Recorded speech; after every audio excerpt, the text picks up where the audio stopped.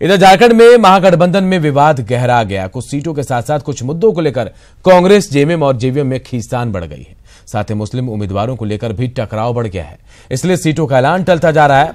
माले समेत अन्य लेफ्ट पार्टियां भी अलग होकर चुनाव लड़ने का ऐलान कर चुकी है। ऐसे में महागठबंधन की मुश्किलें लगातार बढ़ती जा रही है।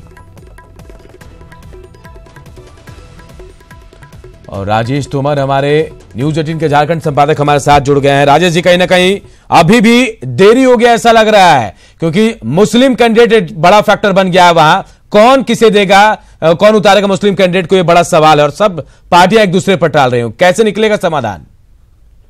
देखिए अनूप, जो मुस्लिम उम्मीदवार हैं, उम्मीदवारी से ज्यादा इनके वोट बैंक पे यूपीए की नजर है, जो महागठबंधन है उसकी नजर है। असल में गोड्डा में जिस तरह से फुरकान अंसारी और प्रदीप यादव के बीच में विवाद चल रहे थे और महागठबंधन ने एक तरह से बाबूलाल मरांडी के लिए एक तरह से अपने हाथ खड़े कर दिए हैं, उसके बाद कहीं ना कहीं कांग्रेस और झारखंड मुक्ति मोर्चा के अंदर में ये लगने लगा है कि अल्पसंख्यकों में शायद इसको लेकर एक गलत मैसेज गया है। अगर आप उम्मीदवारी की बात करें अनु, तो उम्मीदवार लेकर अगर पूरे आप सीटों को देखें 14 लोकसभा सीटों में, तो आपको कहीं भी ऐसा कोई मुस्लिम उम्मीदवार नजर नहीं आएगा जहां पर कि इनको सीटें दी जा सकती हैं। तो सिर्फ खुश करने के लिए कोई पार्टी चुनाव नहीं लड़ती है, बल्कि चुनाव जीतने के लिए पार्टी लड़ती है। इसमें फुरकान का अगर फैक्टर देखें तो पिछले 3 चुनाव को देखें तो फुरकान जरूर वोट वहां पर ज्यादा लाते रहे, लेकिन फुरकान उसको कन्वर्ट नहीं कर पाए। इस बार महागठबंधन की कोशिश है कि चीजों को जीता जाए, यानी कि जो समीकरण बनाए गए हैं उसका कन्वर्सन हो। क्योंकि भाजपा ने जिस तरह से लगातार आत्ममंथन किए हैं और जिस तरह से उम्मीदवारों को भी बदलने की बात हो रही है, तो यहाँ पर उम्मीदवार एक बड़ा फैक्टर होगा कि कौन वाकई में चुनाव में जीत दिला सकता है।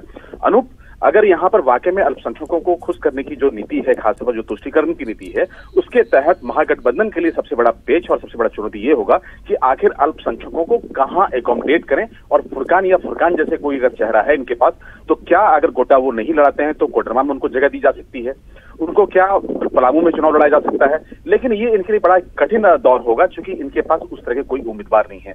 ऐसे में जहां भाजपा बहुत परेशानी में है, वहीं पर महागठबंधन भी उतनी ही परेशानी में है। काफी दिलचस्प होगा अनूप, और हमें थोड़ा इंतजार करना होगा। आज का दिन काफी महत्वपूर्ण माना जा रहा है। बिल्कुल महत्वपूर्ण है आज का दिन, क्योंकि आज बैठक होगी और तय होगा क्या कुछ हो सकता है और मुस्लिम कैंडिडेट पर क्या फैसला लेते हैं, ये भी देखने वाली बात है। क्योंकि कोई भी बड़ा मुस्लिम चेहरा ऐसा नहीं दिखाई दे रहा जो जीत दिला सके महागठबंधन को, और शायद यही वजह है कि तमाम जो महागठबंधन के दल है वो पशुपेश में है। बहुत बहुत शुक्रिया आपका राजेश जी। और ये बड़ी खबर इस वक्त आ रही है, दिल्ली में कांग्रेस केंद्रीय चुनाव समिति की बैठक आज शाम होगी। मध्य प्रदेश, छत्तीसगढ़, यूपी, झारखंड के उम्मीदवारों के नाम पर फैसला होगा। कई अन्य राज्यों के उम्मीदवारों के नाम पर भी फैसला होने वाला है। और सोनिया गांधी के आवास 10 जनपद पर यह बैठक होगी। राहुल गांधी, मनमोहन सिंह, अहमद पटेल इस बैठक में शामिल होंगे। तो ये बड़ी खबर इस वक्त आ रही है, दिल्ली में कांग्रेस की केंद्रीय चुनाव समिति की बैठक आज शाम होने वाली है। मध्य प्रदेश, छत्तीसगढ़, यूपी, झारखंड के उम्मीदवारों के नाम पर आज फाइनल मुहर लगेगी, फैसला लिया जाएगा। और कई दूसरे राज्य भी है जिनके उम्मीदवारों के नाम पर फैसला लिया जा सकता है। सोनिया गांधी के आवास पर यह बैठक होगी।